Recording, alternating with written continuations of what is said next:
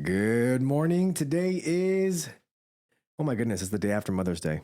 Happy Mother's Day, the day after Mother's Day to all the mothers.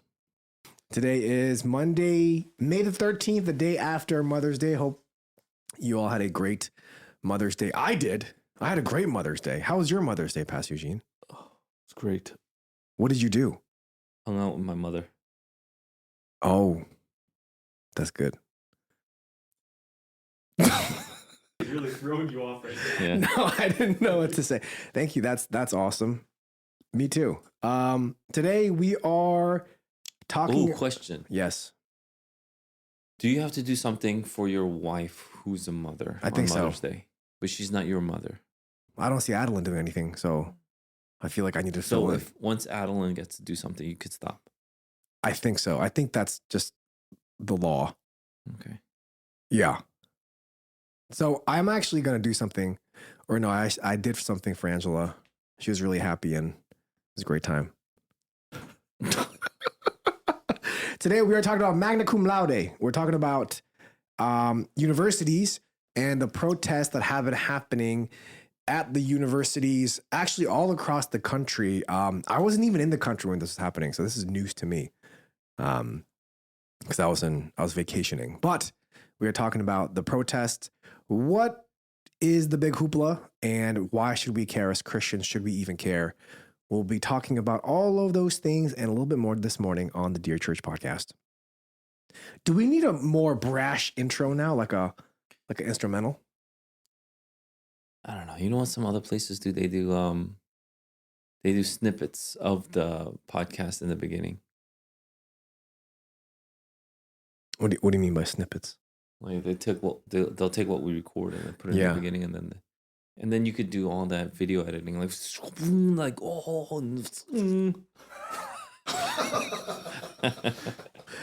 I don't know what. I'll do my best.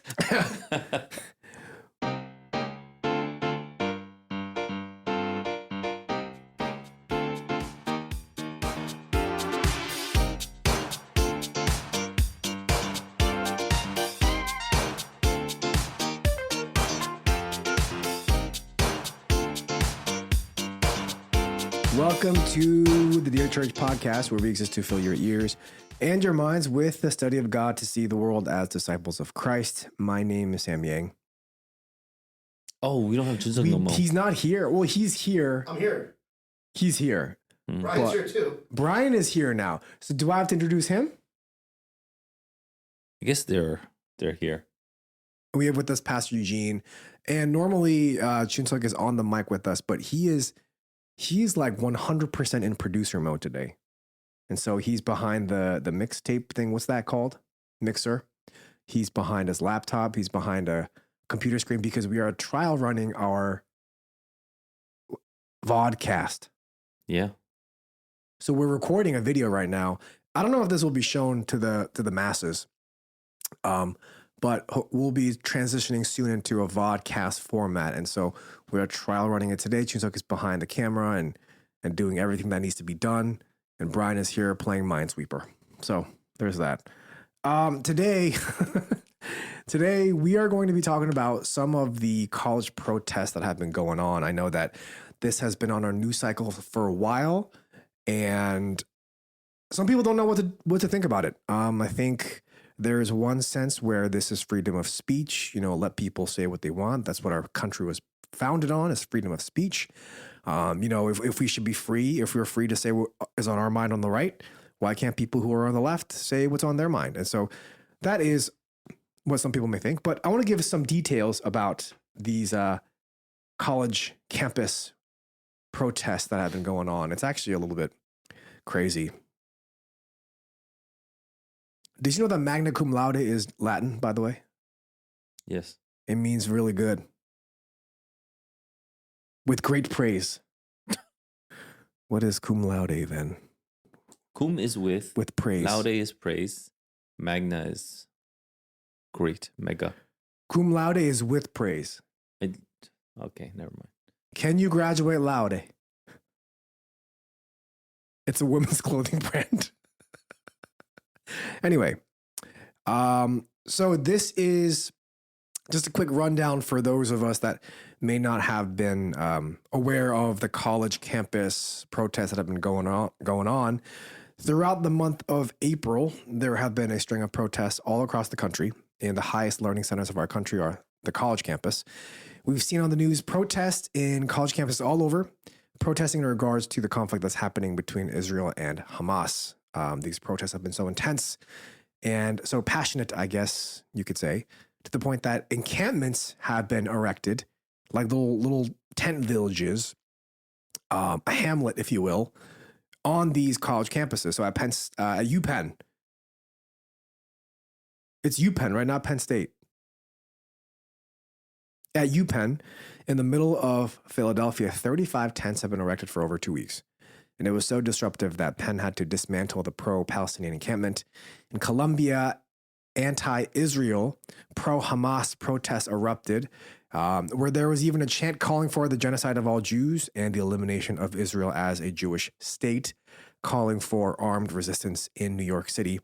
And there, too, was a little village of tents, and protesters even occupied a building with chains, refrigerators, vending machines, barricading themselves in. And this was obviously to stop outsiders from coming in. There have been arrests all over the country.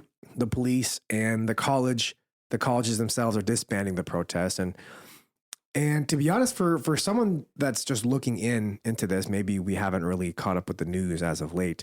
It's a little confusing as to what's happening here and perhaps the spiritual significance of this. Like, why should a Christian who is out of college, who has already graduated, even care about this? That's one of the things I wanted to ask you. Yeah, why should a Christian care about, let's say, immigration laws when we're all the way up in Jersey and doesn't affect us as much? You know, you must be a Republican or something. I think that's what people have been saying, yeah. Yeah. If you really care, look, this is what people say, immigration isn't great, I get it, but if you really care about it, you must be some Republican. So how do you respond to that? Why should you care about what's going on in the schools? Yeah. You must be a Republican. Because, I think people could just kind of count it out, saying like, oh, those are just liberal college kids. They'll grow up one day, that kind of thing. Except now it's definitely beginning to take effect where we see remnants of what had happened already in the past, where Jewish kids are barred from going inside the schools. They're scared of going to class. We have professors and chaplains saying, like, if you're Jewish, don't come to school. It's dangerous for you here. I mean, what are we doing now where you can't? It's not even about freedom of speech. We could talk about that, but you don't have freedom of movement when you're inside campus grounds, when you're a student. So you're not an outsider. You're not a foreigner. You're a student. You have every right to be there. And you have to be there because you got to go to class and stuff. And so you could be barred by other students from attending class now or going to some kind of campus ground to be able to, study or do whatever you need to do. But I think people that are protesting could say in response, this is just a small, portion of you being restricted in comparison to what we're actually protesting for. We're protesting for peace in the Middle East. And, this is nothing compared to the Palestinians who are suffering, who have their freedoms restricted. Like you not going to class is nothing compared to someone not being able to go get food for themselves and their family. Like, what if someone responded by saying something like that? Yeah, I think that's dumb. Yeah. So there are a lot of atrocities happening all over the world. And so should we bring that here? I know of a ton of things that are happening in North Korea. Should I bring that to you? You shouldn't eat now? Am I going to force you not to do something? Because of what's happening, like the new latest and greatest cause I want to take up, the social cause I want to take up. So I'm going to impinge on your right. I don't think that makes any sense at all. I know that one of the demands that these protesters are asking for is that their respective institutions would divest from any investments in the war or Israel. What does this mean, and why does this matter? Yeah. So one of the things that we have been finding out more and more, and let me take a long form answer to this, but I'll start off by saying that our students now have been convinced that they need to fight for this kind of social justice, this social change. We need to change the social fabric of the world and to show their morality, that they're right. And whatever you're doing in Palestine is bad. And that's why they're doing stuff like this. So no matter what the Israelites do, whether they kill one or whether they kill 10,000, it's not the point. The point is that Israel is seen as an oppressor and the Palestinians are the oppressed. So people can only see it from this, neo-Marxist point of view, where there's just two sides to everything. You're either the oppressed or you're the oppressor. So that's why if you have this side, then guess what? No matter what Israel does, it's going to be bad because they're the oppressor. And so why would you support them in any way? In any way. Divest from them, meaning take all the money that would have went to anything related to Israel and take it all out and, give it to the Palestinians or whatever. It doesn't even matter what the Palestinians believe. That's why we have Queers for Palestine, even though So the right always makes fun of these people because they're like, you're gay, you're queer. If you went to Palestine, you would be dead the next day, right? Yep. There's no way you would survive in Palestine by being gay, and yet you're putting up signs saying, gays or queers for Palestine. So to the right, it makes absolute no sense. But the reason why the left is doing it is not because they want to live in Palestine. They are saying we are the same in the sense that we are the oppressed. So the oppressed need to stand up for the oppressed because they have been inundated. They have been indoctrinated with Marxist, philosophy, ideology. And so that's why they're saying the things that they're saying. So it's dangerous for us is because they believe that this is the cause. It's not a cause. This is part of the cause.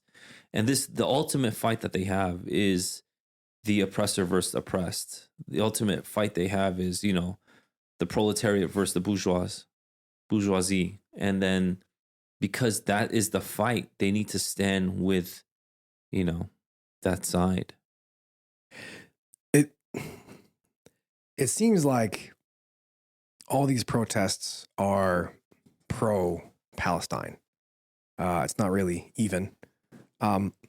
Is there, I guess, and this is kind of in continuation of your answer that you just gave, is there a reason for this? Is there a reason why we're seeing so many passionate pro-Palestine, even with what happened on October 6th? Like, is there a reason why this is happening? Yeah, I think there's a reason.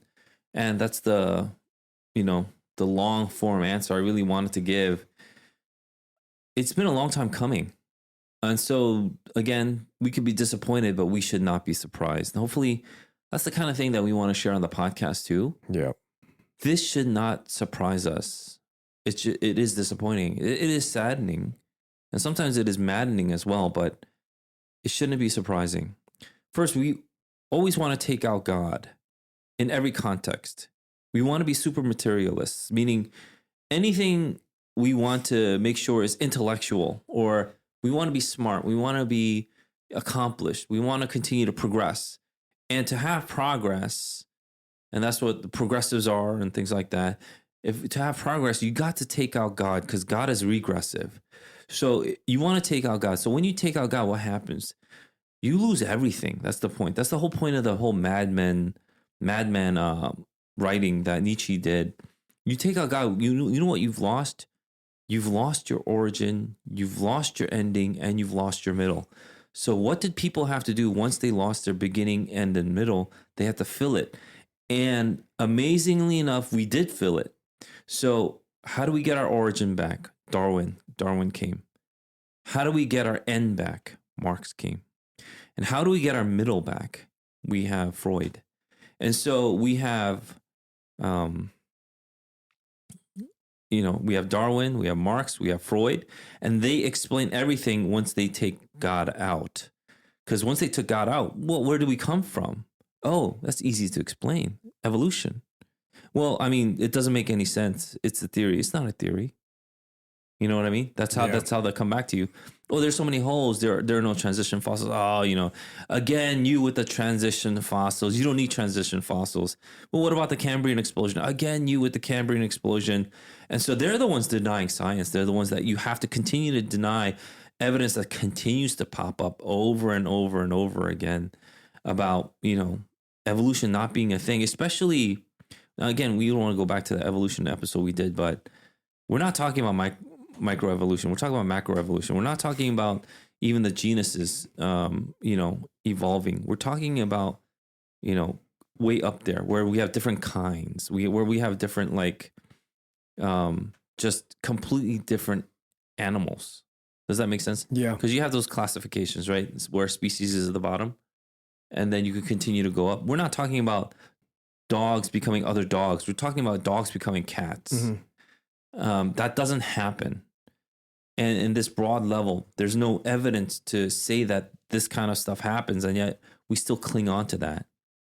And so there's the origin right there. You have to fight tooth and nail to hold on to it, because there's literally nothing else if you don't hold on to Darwin. And Darwin is a sandcastle. The wave came, it blew it down, but people are still saying it's still a sandcastle. We're just being gaslit the whole time. And, we just got to continue to put stuff together to make this stand up, but it's not there. And then now we have the end. Marx failed, obviously. There is no proletariat uprising that lasted. In fact, all these things that went by Marx got destroyed. Look at Stalin. He killed his own people in the millions. Look at the Mao Revolution, just killed so many millions of people. More than anybody else in history, it's these communist regimes that killed more of their own people. And yet we still have to say, oh, Marxism is it. And so we have neo-Marxism now. And then now you go to Freud, where how do you explain, yourself? Oh, the id, it's about sexual pleasure. It's about, this is why we do the things that we do. It's because of this human psychology that we have. And so we try to explain everything away from there. It's just chemicals, right? It's your brain producing chemicals, or the lack of chemicals is producing. So now we have this, increasing rise in regulation through drugs, and even Christians don't see anything wrong with that. I get it that some people need drugs to regulate something that they couldn't have done because of the past that they lived, or there's something really deficient in their body. But now everything, the answer is a drug. That's an issue.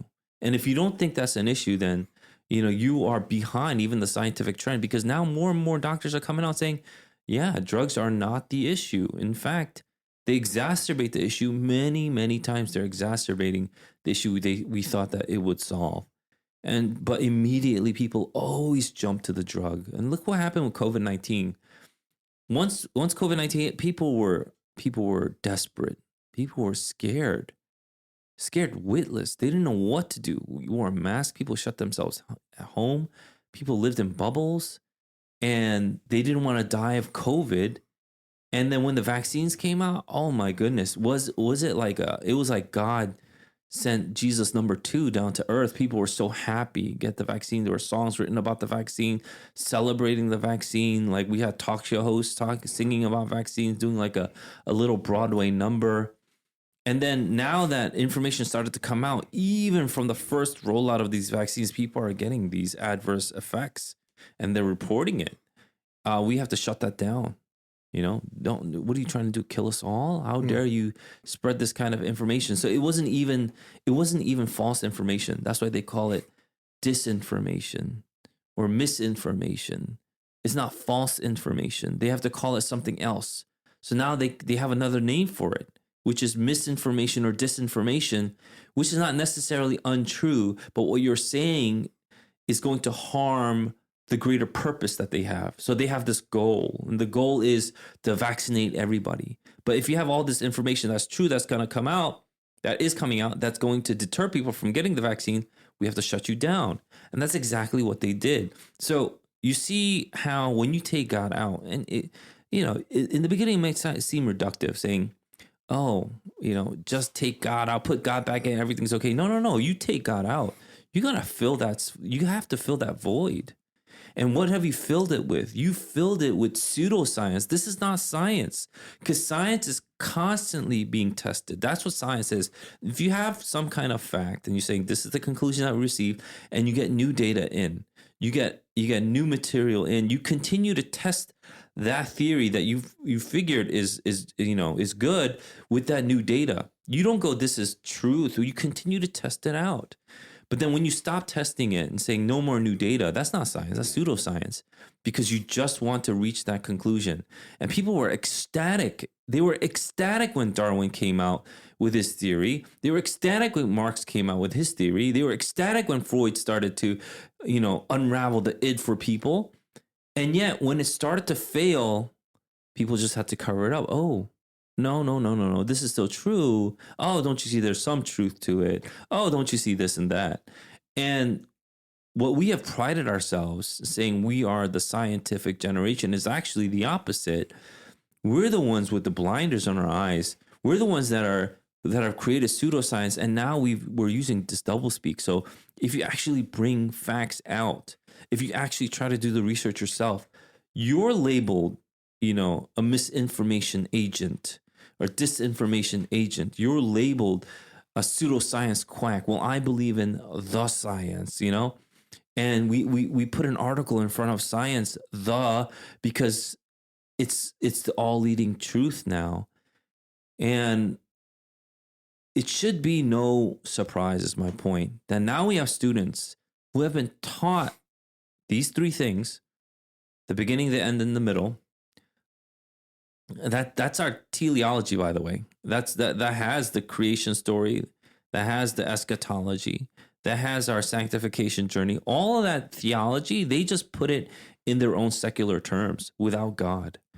And they're saying people who believe in God are the pseudoscience people or the anti-science people. That's absolutely false. And we're being gaslit into thinking like, if I believe in God, it's pseudoscientific, it's anti-science. I'm an intellectual. So because I don't want to sound dumb, I have to adopt. Even pastors are adopting like evolutionary science, saying, obviously this is true. We grew up from amoebas, but God used it. That's crazy. There's no biblical support for this. In fact, everything in the Bible is going against that kind of philosophy and thinking. Well, it could have been that, this is just myth. There's nowhere in the Bible that says it's myth. Paul refers back to Adam and Eve as historical people. Well, then Paul's not real. We always have to continue to detract from the Bible until you have nothing left. And that is the true danger of it all. So are you saying then, and maybe for some of us, we may be unsure of where we stand. We've been hearing, like you said, a lot of different things coming at us, whether it be the news, just this misinformation. And maybe we grew up learning those things that you mentioned before in high school and in college and all this, this education, the secular education. I'm curious then, is it wrong for a Christian today to support Palestine? Yeah, I don't think people know what that means, to be honest. But if someone came in with a genuine concern, and saying, actually, we had generations living in Palestine, and when Israel came over, they kicked us out. I mean, that's not entirely true, obviously, because if you look at Israel's history, even the short one, from the 1940s and on, even the short one, then we know that there were wars, there was purchasing, there was negotiating. They had to take it from the British. They had to take it from all these other places that try to take them over. They had to fight battles. Blood was spilt to attain the land again.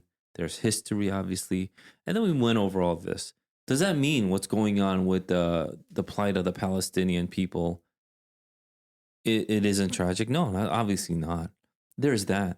And there's sad things all over the place. But I think the bigger issue is exactly that. We believe that, and again, I think this is pseudoscience. We believe that quote unquote indigenous people have a right to the land. What? what are you talking about? Like Native Americans. Yeah, that's what no, like that's what they believe. So Yeah, they yeah. believe like, you know, these were the indigenous people that the white oppressor came and the colonialists came and took. Obviously, that's not true. That's not true for Israel's case. But the only way they can make this case is to show that, you know, the Jewish people or the Jewish nation are the rich white people, and the Palestinians are the poor oppressed, Yeah. you know, BIPOC people. Right. And so if they're the oppressed people, then it doesn't matter. Then it's simplified. It's reduced to just that black and white kind of simple, you know, separation between the two parties. It is complex. And I'm glad that you brought it up. Can we support the Palestine people? Of course. You know, there are Christians within, the West Bank. The Gaza There are Strip. Christians in the Gaza Strip. Yep. Yeah. But we pray for our brothers and sisters there. It's really unfortunate what's happening there. But then again, you can't be thinking that if I vote in a terrorist organization like Hamas, that it would have stood for long. And if I'm under that regime, I will suffer. And it's unfortunate, but it's true. There are Christians here in the States, but we continue voting in these really deplorable, anti-God, and we continue to defend these leaders that really hate God and they really hate the image of God. You don't think punishment is going to come? You don't think suffering is going to come? Suffering is going to come. And the best way to counter that is to make sure that you know your eternal destination. You have to have a good, strong eschatology. You have to stop believing in this Marxist nonsense that the end of, you know, the utopia that we're really striving for is, you know, what the proletariat rising up, you know, socially. What if someone were to respond to you saying your position seems a little graceless? Is that a word? Yeah. Graceless? And opposite of graceful? Isn't graceful something else compared to gracious? Like Brian is graceful when he dances, but is he gracious when he dances? Like, I don't think, you know? I think he's very gracious when he dances. Yeah. Great. Because he's gracing you with his presence. He's letting you watch him dance. So he's graceful and he's gracious at the same time. Yeah. Wow. Thank you, Brian. So what if someone were to respond to you and say your response seems a little graceless, especially because you're a Christian? You know, like how can you say that when these people are just exercising their right of freedom of speech? Okay, I'll have two answers to that one. Hopefully my answers are gracious and Graceful. not graceless. And I'll answer it gracefully. Yep. Oh, yeah. Number one is that now I forgot what my answers are going to be. Oh, no. No, but at least I'll know number one. Number one is that this is what happens when we mistake grace with tolerance. Grace and tolerance are not the same thing. This is why, you know, we want to be as gracious as possible in our answers, but this is why we have said as graciously as we could that TGC was wrong. Oh. TGC was wrong when they were saying like you should address people by their preferred pronouns, and they came out with, you know, video interviews and, you know, articles about that. This is not a good. It's not just about it's not a good look. It's just wrong, because tolerance is not grace. They're not equal things. In fact, telling the person the truth would be very gracious of you if you told people the truth. If you don't tell people the truth, that is kind of more mean-spirited. We could do it, you know, graciously or, you know, whatever you want to see. We could say it with as much kindness as we possibly can. But if you take out the truth, there is no grace, period. If you take out the truth, then that would be the most mean-spirited thing you could do, because you are deceiving then, because there's no truth in what you're saying. If you call a person by their preferred pronouns, that's not being gracious. You are enabling them. You are supporting them in this lie, in this deception that they could be whatever gender they choose. That's not true. And so why would you want to do that? Again, you know, there are ways around it. You don't have to like spit it or scream at their face or anything like that. But at the same time, but going along with it, that's not grace. So that's how I would first respond to that. People saying, if you say this, isn't this kind of a graceless response? And I hope it's not. I hope the things that, we even say here is out of the love for people. Yeah. It's so that they know the truth, and the truth will set them free. And the truth is what the Bible says. The truth is what Jesus Christ has proclaimed by his saving death and resurrection. That's the truth that we want to proclaim. And so that means his word is truth. His laws are just. And we want to live out those laws and his commandments in obedience. That's not being graceless. I believe that would be the most gracious way you could live. And that's the whole point about, if we answer in a way that some people might not like, why even bother? What are we, a group of angry people? What are we, Westboro Baptist? We just want to picket and say pickets that say like God hates gays or something like that. That's absolutely not what we want to do. But I think people can't differentiate between the two. Yeah. It's either tolerance and acceptance, or you are a bigot. And so because we have separated to only two categories, we have reduced everything to just two categories. We as a society have become dumber. We don't know any nuances. There are no dimensions. It's just two sides. So that's why everybody's desperately trying to get on the quote unquote right side of history, because everything else is the wrong side, right? And so you want to be on the right side of history? Are you sure? You better do what you need to do. You better get in line. Otherwise, you're the same thing as Nazis. And so that's how they can make those extreme, positions. They can say that to us because there's only two things on their viewpoint. So whenever we've talked about protests on this podcast, whether it be BLM a couple of years ago or even the pro-Hamas, anti-Israel protest that's happening in the past this month and the previous, we always said bad things about it. We never supported the protests. And I'm wondering, is a Christian ever able to protest correctly? I mean, there are things that we disagree with as Christians, right? We do not believe in abortion. We do not think that this is a good thing. It is a very evil thing. It is a sinful thing, and it's detestable. But you don't see Christians protesting in the streets over abortion. Is that something that we should be doing? Because I mean, some people might say this country was built on protest. This country was built on people fighting and standing up for what was right. And people might say, well, this BLM protest and this pro-Hamas protest, it's just people living up to that spirit of protesting. And as a matter of fact, we're Protestants. We protested against the Roman Catholic Church. And so as Christians, do we ever protest? Is it wrong to protest? How do we protest correctly? Yeah, I think that's a good question. Christians, in a sense, are either always protesting, or they're never protesting, or they don't know the difference between the two. But I think they're both kind of right, to be honest. And let me get into that. We are Protestants. Yeah. We are Americans, and Americans are people that protested, in a sense, even to the point of revolution. America's number one, though, for a 2% tax. And look at our tax rates now. But anyway, but we're the ones that believe that we're right. We're in the right, meaning we are in the law. That means, there's the Magna Carta. Within the law, you're supposed to do this and you're not doing it. That's why we could protest.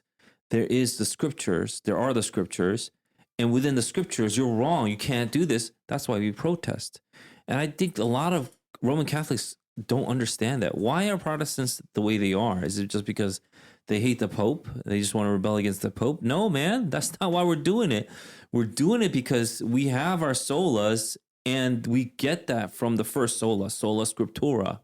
And if you divert from sola scriptura, you're going to go into a world of pain, of misunderstanding, of doctrinal error. Doctrinal error leads to life error.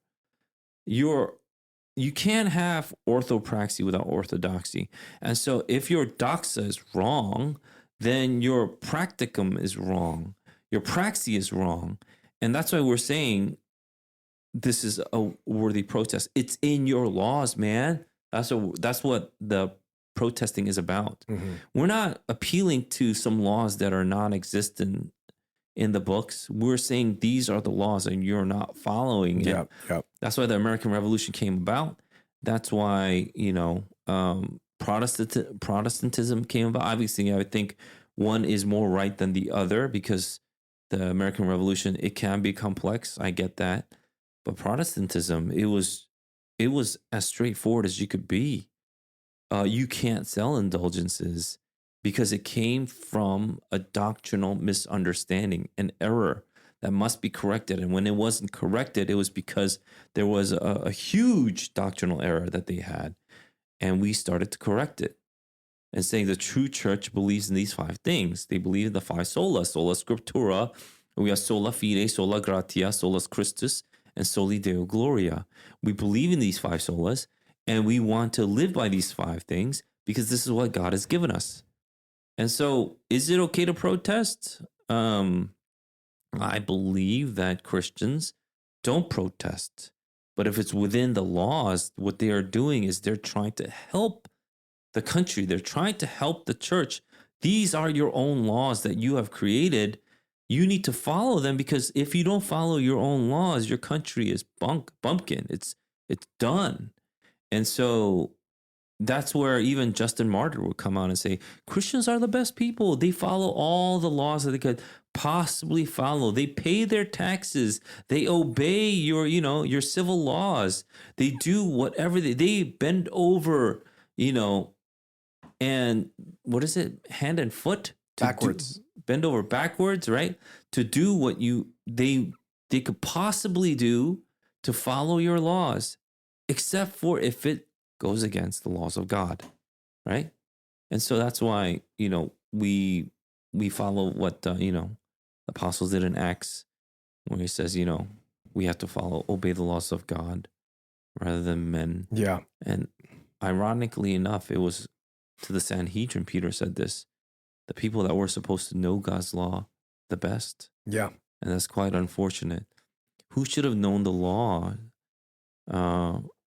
The church should have known, and yet they abused it. They abused their power, and they inflicted on the masses incredible suffering by selling things like indulgences, by teaching doctrine like purgatory, by doing all these things where they elevated Mary to be, to have immaculate conception. It's like, why is that even necessary? And that's why now Roman Catholics pray to Mary. And they qualify that by saying, she's the mother of God. Who better to talk to God than his mother? Have you read Hebrews? You know what I mean? It's like, have you read Hebrews? We don't need another mediator. We have the ultimate mediator. That's Jesus Christ. We don't need another mediator to God. And so why are you doing this? And so I think the protests are rightful in that sense. Don't they also say that Mary remained a virgin for the rest of her life, but Jesus had brothers? Yeah. It's a tough one. I think they have an answer for that. I'm sure they do. But also, for some of you that may be wondering, Magna Carta is the first document to state that the king was not above the law. It is not the Jay-Z album as I thought. It is actually a document that was signed in 1215. Did you know that? Yes. But I was referring to Jay-Z actually. You were referring to the album with Justin Timberlake? I was referring, yep. So also just a quick breather. If you had to choose, there's this heated feud happening between Kendrick Lamar and Aubrey Graham, also known as Drake. Where do you go? Where does one stand on this? The J. Cole route that you can take. He's the route of peace. Third way. Wow. I knew I loved him. Wait, you hate J. Cole? No, I love J. Cole. What I found to be interesting, and it's interesting, right? Because people might think that this is a harmless protest. Like, oh, this is just, young kids that are learning these things, putting the fight for justice into action as they protest in their college campuses. They're not harming anybody. Well, actually they are. But, why is this so bad? But I think once we start understanding and kind of unraveling the ideology that's behind why they're doing this, what they're standing for, and the evil that they are supporting, it becomes apparent, very, very visible that this is a bad thing. We are very close to Colombia, geographically. I'm not going to tell you where we are because everyone's been trying to like reveal my home address and stuff. I just can't. People will find out our church address on the website. Oh, yeah. We're in Teaneck. So we're in Teaneck, New Jersey. Stop talking about my home address. We're really close to Colombia.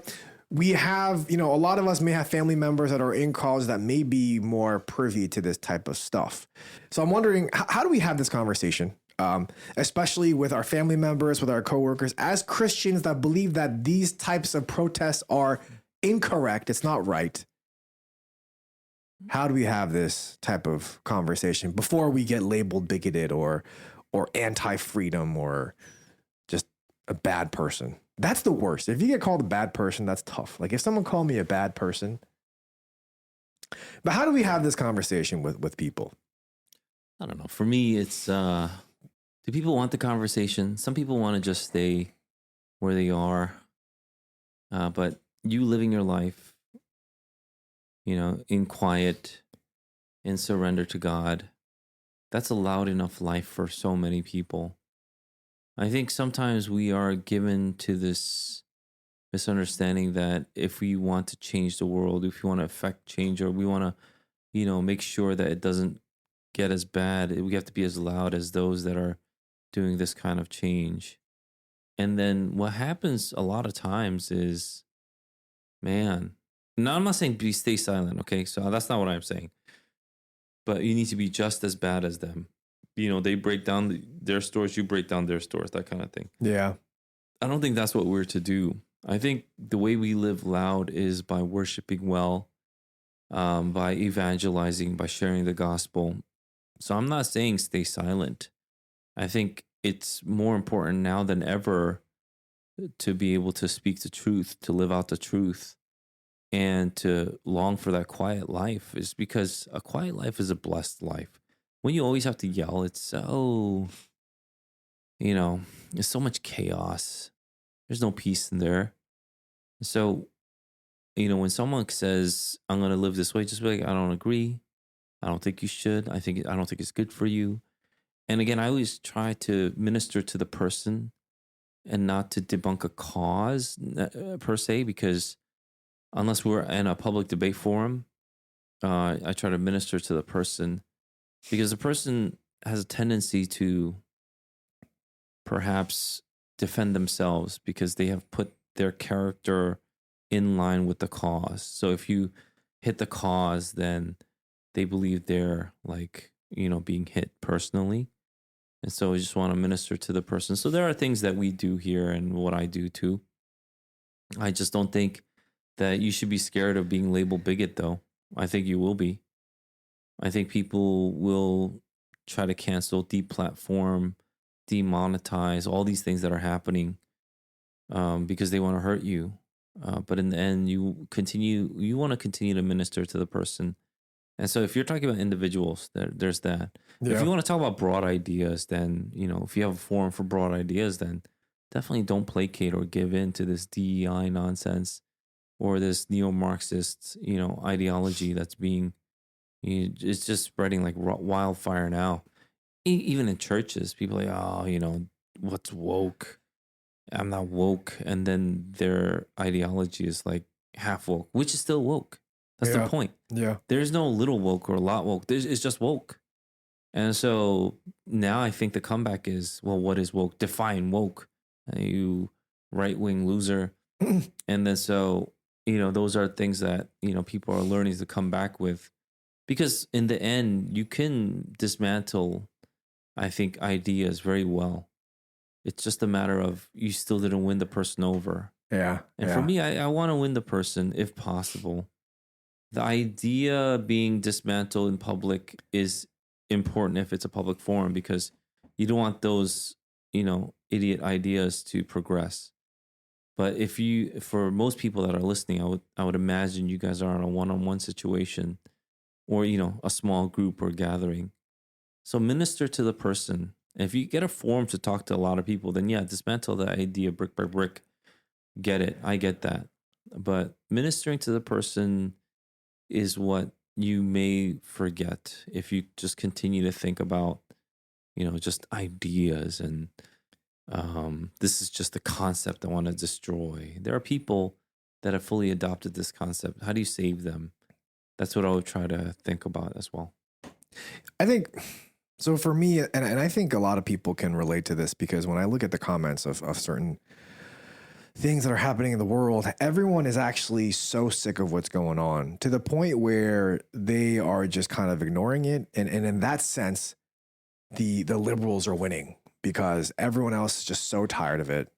And we're like, I don't want to hear any more of this DEI nonsense. I don't want to hear more of this violent protesting, death to America nonsense while you're living in America, asking the government to repay back your loans. People are just sick and tired of it. And I think it's just, the danger is that we are just going to stop caring. Yeah. It's just this kind of breaking news fatigue that people are getting now. Yeah. And they don't want to listen to stuff, which is fine. They just want to live their lives. But then until it hits you. Right. Until it hits your home, then, you don't want to do it. There are people that are going to disagree with us, and maybe they won't even like us. Ooh, they don't like us. Yeah, that's going to be not easy. Who wants to be not liked, right? And who doesn't want to be liked to a certain degree, right? And so those are the things that, we all have to go through. That's why I say, you know what?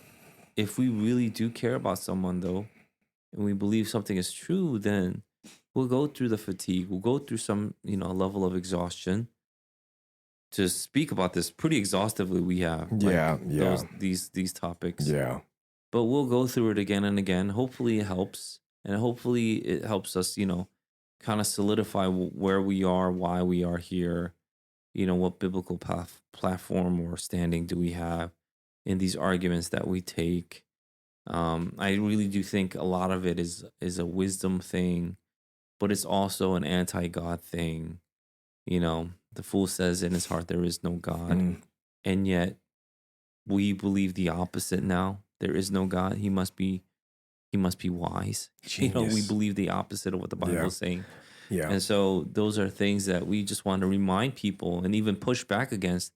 If someone is claiming to be a Christian thought leader or think, like a preacher that says nonsense like that, we'll push back. And hopefully it is because, we're adhering to the Bible. We must stand up against the wolves, the people that are just trying to destroy the sheep. And, I do hope, though, that we come to a place of reason in this country where people will start to figure out, like, this is just bad. This is just bad. We have to stop doing this. And it's high time that we actually stand up for what is good. And I mean, that's the reason why I asked the question at the beginning of the podcast, because I think some people that are even listening to this right now, maybe going to work, maybe just working from home or whatever it may be, they might think, why would I even care about this? Like, what does this have to do with me? How does this impact my life? And I think it's just important for us to be equipped, understanding what is going on in our current day and age, and to be equipped to be able to respond with a godly answer and to continue to live in obedience. And I think that's why we wanted to talk about this today. It's not because anyone was involved in the protest or people live near Columbia or any other college, but we're saying this is important for us to know as Christians, to be equipped to battle and combat what is happening in our world today. So there was a video that was kind of going around the World Wide Web, 2.3 million views. And it's the video of a transgender man having the what is it called? The chest to chest, Skin to skin time with a newborn that they had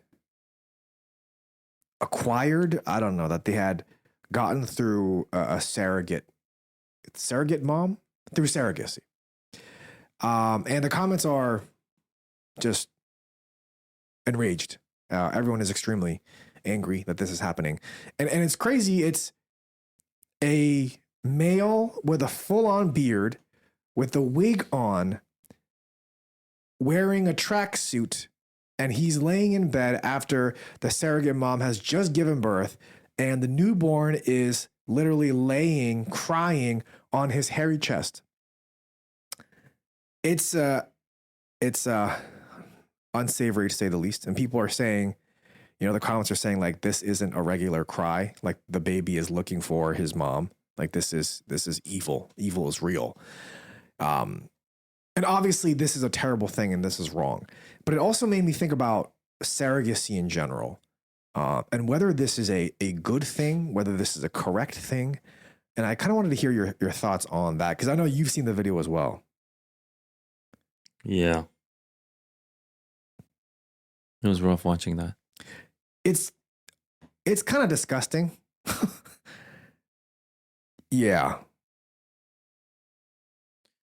Yeah. I mean, surrogacy is, I think the Pope came out like a few weeks ago talking about this and how the church is against this stuff because it's about money.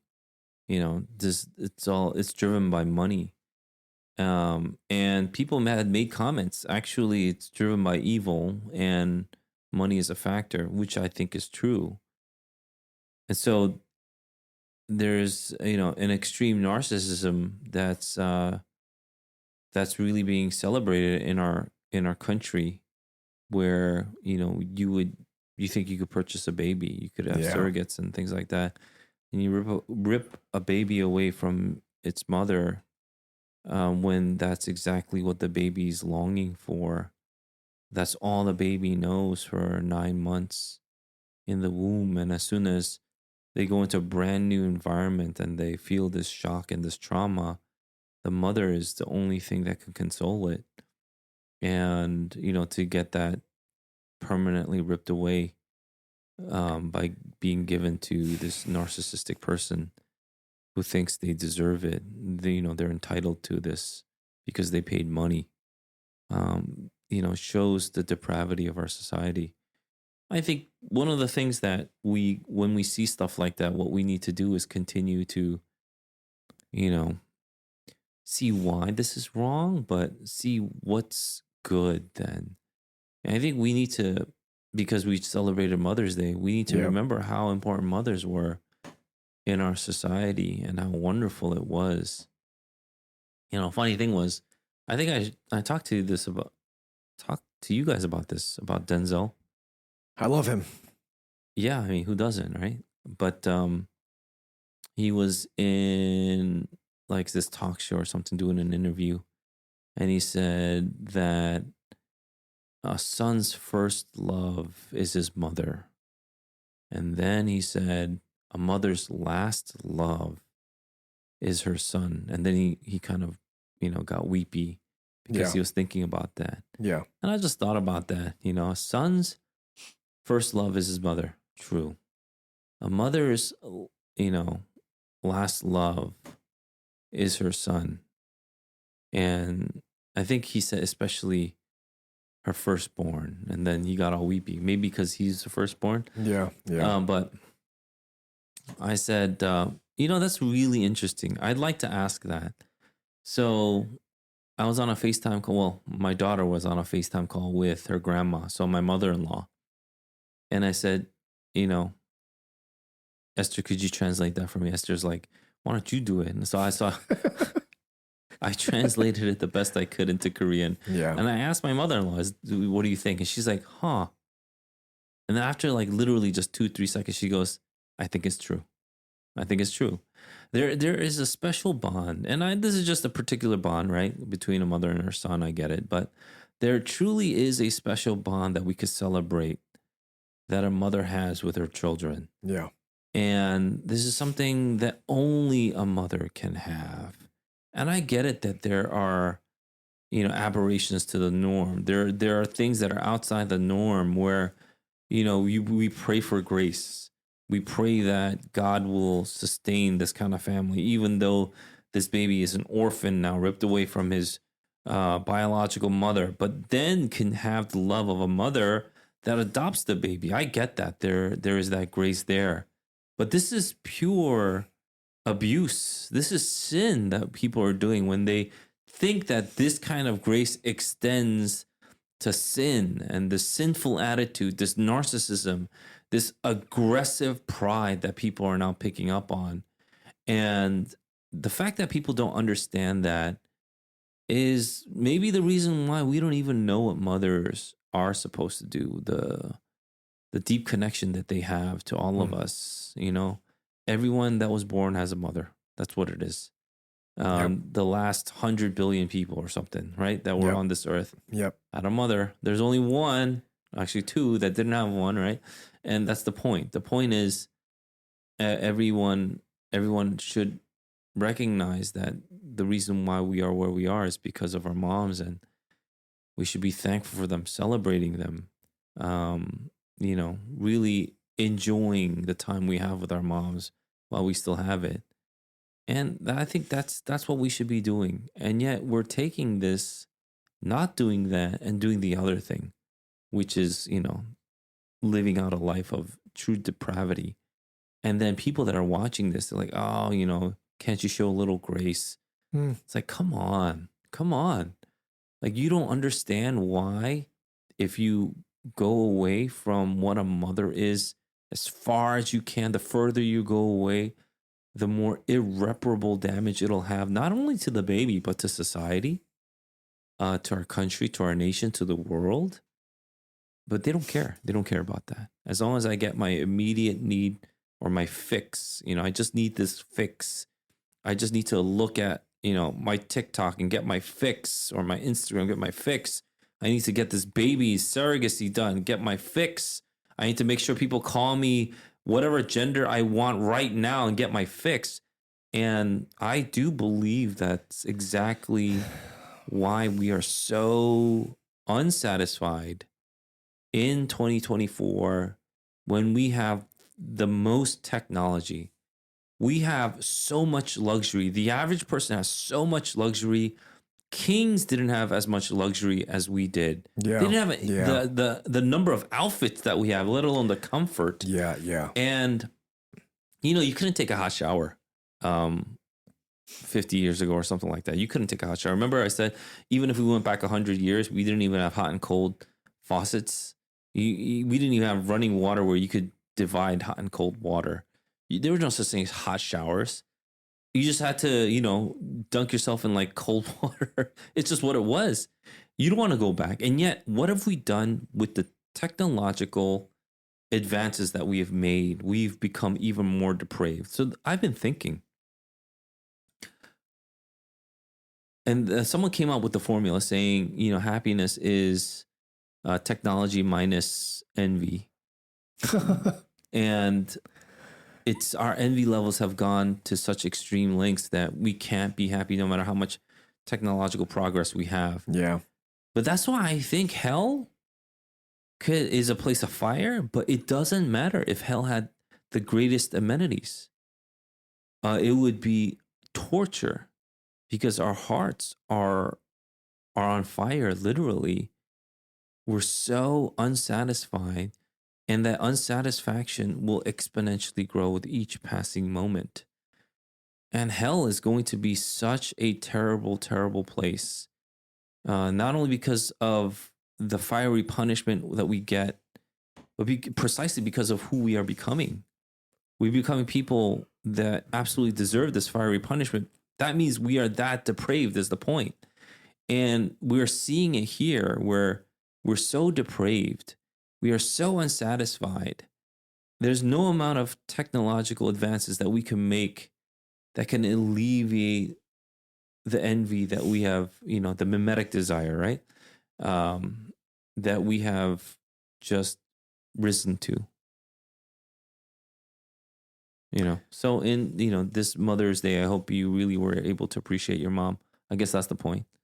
Yeah. I mean, I wanted to bring this up too because it is the day after Mother's Day. And I think more and more so, as we see the title of mother being attacked, I think we need to appreciate our mothers more and more. More and more. And so, yeah, maybe even after your daughter is able to give your wife gifts, you should still give gifts. So I've changed my mind. After listening to this podcast, I've changed my mind. Oh, no, I did not advocate for this. So all wives who are mothers or expecting mothers should have gotten a gift. From you? No. What? No. What? Thank you for your generosity. It's like the time Sam got lunch. We wish you all a happy Mother's Day.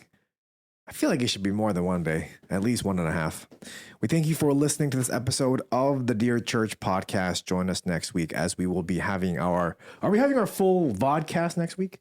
Maybe if things go well. Episode 200. Episode 200.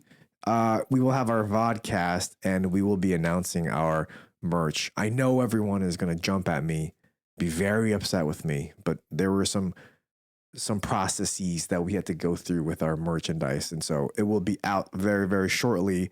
And we will announce what that is next week. Maybe we will even brandish it. Maybe we will even adorn it. We thank you for listening to the Dear Church podcast. Join us next week as we talk about figure it out. Find out. We hope and pray that this has been a blessing in your ears. Fight the good fight. Finish the race. Keep the faith. Peace. Peace.